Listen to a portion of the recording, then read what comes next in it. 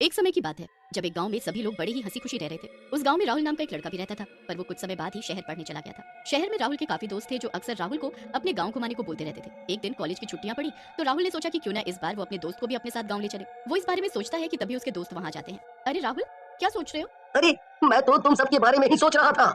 हमारे बारे में? पर क्या? अरे, मैं इन छुट्टियों में अपने घर तो जा ही रहा हूँ, तो सोच रहा था कि क्यों ना तुम सब भी इस बार मेरे साथ चलो। अरे वाह, ये तो बड़ी अच्छी बात है। चलो चलो, इस बार हम तुम्हारे गाँव ही चलते हैं। सब लोग बड़े ही खुश होते हैं। छुट्टियां पड़ते ही सब गांव के लिए निकल पड़ते हैं। गांव में घुसते ही सब गांव को देखते ही रह जाते हैं। वाह, ये कितनी सुंदर जगह है। सब लोग राहुल के घर जाते हैं और वहाँ उसके माँ बाप से मिलते हैं। उसके बाद सब खाना खाते हैं और घूमने के लिए निकल पड़ते हैं। सब दोस्त गांव घूमते घूमते एक खंडहर के सामने से गुजरते हैं जिसमें से अजीब सी बदबू आ रही होती है। उस खंडहर के बाहर एक बहुत ही घना पेड़ होता है जिसके ऊपर एक मटका लटका हुआ होता है। उस मटके के ऊपर एक लाल कपड़ा भी बंधा होता है। अरे मीना, ये देखना, इस पेड़ पर ये मटका कैसा है? अरे होगा कुछ, हमें क्या। अरे, तुम दोनों यहाँ क्या कर रही हो? यहाँ कोई नहीं आता। पर क्यों? पता नहीं, बस यहाँ के लोग बोलते हैं कि यहाँ कोई बुरी आत्मा रहती है। हाँ, वो इसी मटके में है, तभी इसमें कपड़ा बंधा हुआ है। राहुल की बातें सुनकर दोनों सहेलियां बहुत ही डर जाती हैं और वहाँ से चलने को बोलती हैं। इन सब की बातें सुनकर मनीष उनका बहुत ही मजाक उड़ाता है। अरे, ये सब बकवास है। तुम लोग शहर में रहकर भी ये सब सोच रखते हो। देखो, अभी मैं इस मटके को फोड़ता हूँ, इसमें कोई भूत वूत नहीं है। अरे भाई, ये सब हरकत मत करना, वरना बहुत बड़ी मुसीबत आ जाएगी। अरे भाई, कुछ नहीं होगा, देख। मनीष एक पल में उस मटके को फोड़ देता है। जैसे ही मटका फूटता है उसमें से खून गिरने लगता है। सब खून देखकर एकदम पीछे हट जाते हैं। अचानक आसमान में बिजली कड़कने लगती है और बारिश शुरू हो जाती है। चारों तरफ खूनी बारिश शुरू हो जाती है। तभी सबको जोर से हंसने की आवाज आती है। तभी उनको अपने सामने एक चुड़ैल दिखाई पड़ती है। मैं आजाद हो गई आजाद हो गई। अब ये खूनी बारिश सब बर्बाद कर देगी। मैं इस गांव पर राज करूंगी, राज चुड़ैल आजाद हो गई, भागो यहाँ से। हे भगवान, ये सब क्या हो गया? ये तुम्हारी वजह से हुआ है। अब ये खून की बारिश नहीं रुकने वाली, सब बर्बाद हो जाएगा। हमें इसी वक्त घर चलना चाहिए और तुम्हारे माँ बाप को सब सच सच बता देना चाहिए। सब लोग जल्दी जल्दी राहुल के घर के लिए भागते हैं। रास्ते में बारिश और ज्यादा तेज होने लगती है। वो अपनी पूरी कोशिश करते हैं कि जल्द से जल्द घर पहुंच जाए। रास्ते में फिर उनको कुछ जानवर मरे पड़े दिखते हैं। वो सब भागकर उससे बचने की कोशिश करते हैं, पर कुत्ता वहीं दम तोड़ देता है। ये कुत्ता इसी खून के पीने से मरा है और वो जानवर जो रास्ते में कुछ जानवर मरे पड़े थे, वो भी इसी पानी से। अभी बस हमें जल्दी घर पहुंचकर इसका हल ढूंढना होगा। वो सब फिर आगे बढ़ते हैं तो गांव में हड़कंप मचा हुआ होता है। सभी खून की बारिश से डरे होते हैं और खिड़कियों से छिपकर बाहर देख रहे होते हैं। जल्दी से वो चारों राहुल के घर पहुंचते हैं। उनको हाँफता देख राहुल के माँ बाप उनसे वजह पूछते हैं तो वो उनको सारी बात बताते हैं। हे भगवान, ये तो तुमने अनर्थ कर दिया, अब तो सर्वनाश हो जाएगा। इतने में बाहर से किसी के हंसने की आवाज आती है। सब एकदम चौंक जाते हैं। माँ, बाबूजी, ये वही चुड़ैल की आवाज है। अब हम क्या करें? बाहर तो जाना ही पड़ेगा।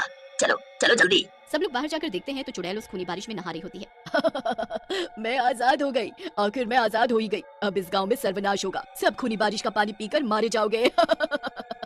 हे भगवान, ये तो वही चुड़ैल है। आखिर इसे मटके से किसने आजाद किया? चुड़ैल बस हंसती रहती है और वहाँ से हंसते हंसते चली जाती है। अब पूरे गांव में चुड़ैल का हड़कंप मच जाता है। राहुल अपने दोस्तों को किसी को कुछ भी बताने को मना कर देता है। अब वो रात तो जैसे तैसे निकल जाती है। सब सो जाते हैं और अगली सुबह इस उम्मीद में उठते हैं कि सब ठीक हो चुका होगा, पर नहीं, सब वैसे का वैसा ही था। अभी भी खूनी बारिश रुकने का नाम नहीं ले रही थी। लोग बड़े परेशान होकर एक दूसरे से बातें करने लगते हैं कि इतने में एक आदमी चिल्लाता हुआ आता है। अरे चलो चलो जल्दी चलो, देखो जरा जाकर खेतों में फसल का क्या हाल हो गया है।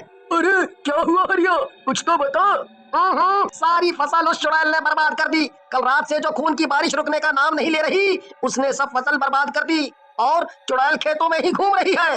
अब सब गांव वाले भारी परेशानी में आ जाते हैं। 2-4 दिन ऐसे ही निकल जाते हैं और गांव धीरे धीरे खत्म होने लगता है। सारा गांव बर्बाद हो जाएगा, फिर बस यहाँ मेरा राज होगा, मेरा। इस गांव में खूनी बारिश कभी नहीं रुकेगी। चुड़ैल खुलेआम पूरे गांव में ऐसे ही बारिश में घूमती रहती है। राहुल और उसके दोस्त घर में छुपकर खिड़की से उस चुड़ैल को देख रहे होते हैं। यार, मुझसे बहुत बड़ी गलती हो गई जो मैंने तेरी बात नहीं मानी। आज मेरी गलती की वजह से सब बर्बाद हो गया है। ऐसा लगता है कि बस वो सुबह कब आएगी जब ये खूनी बारिश बंद हो चुकी होगी। देखो, अब हमें ना कुछ तो करना ही पड़ेगा। कोई तो होगा जो ये सब ठीक कर सके, कोई बाबा, कोई पंडित। एक बाबा है तो, पर वो जंगलों में रहते हैं।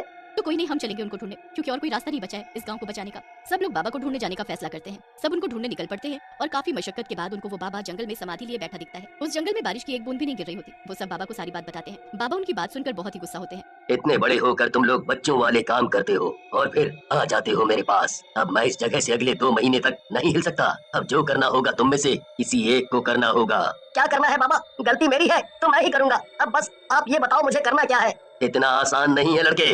मैं पूरी कोशिश करूँगा बाबा, आप मुझे एक बार बताओ तो। तो ये ले मटका, और इस मटके में उस चुड़ैल के खून की कुछ बूंदें डालकर इस लाल कपड़े से बंद करके उसी जगह टांग दे। ये बारिश तुरंत रुक जाएगी और वो चुड़ैल वापस इसी मटके में आ जाएगी। मनीष भी उस मटके को बार बार देखता और बस यही सोचे जा रहा था। आखिरकार वो सब घर पहुंच जाते हैं और रात भी काफी हो चुकी होती है। सब तो सो जाते हैं पर राहुल अभी भी मटके को हाथ में लिए यही सोचता रहता है। फिर तभी उसे सामने वाली खिड़की के बाहर से चुड़ैल जाती दिखती है। फिर वो जल्दी से उस चुड़ैल का पीछा करता है। चुड़ैल बारिश में भीगती हुई उसी खंडहर घर में चली जाती है जिसके बाहर वो मटका टंगा हुआ था। मनीष उस घर के अंदर झांक कर देखता है तो वो चुड़ैल अपने खून से वहाँ जादू टोना कर रही होती है। उसने एक कटोरे में अपना खून भरकर रखा होता है और वो उसमें से कुछ छींटे एक पत्थर के ऊपर मारकर शैतानी पूजा कर रही होती है। मनीष चुड़ैल के वहाँ से जाने का इंतजार करता रहता है। काफी समय बाद चुड़ैल वहाँ से उठती है। उसके बाहर जाते ही मनीष अंदर जाता है और उस कटोरे का खून अपने मटके में भरने लगता है कि तभी चुड़ैल को एहसास होता है और वो वापस अंदर आ जाती है। ए लड़के, ये तू क्या कर रहा है? अभी बताती हूँ तुझे मैं। चुड़ैल गुस्से में मनीष की तरफ आगे आगे बढ़ती है। कपड़ा बांधकर वो जल्दी से बाहर भागता है और पेड़ पर मटका टांगने लगता है। चुड़ैल भागकर मनीष की गर्दन बस पकड़ने ही वाली होती है कि बारिश के कीचड़ में चुड़ैल का पैर फिसल जाता है और वो मुंह के बल नीचे गिरती है। मनीष इतने में पेड़ पर मटका बांध चुका होता है और चुड़ैल गायब हो जाती है। फिर तुरंत ही बारिश रुक जाती है। सब पहले जैसे ठीक हो जाता है। मनीष जल्दी से घर जाकर सबको ये खबर देता है। सारे गाँव वाले खुशी से झूम उठते हैं और सब ठीक हो जाता है।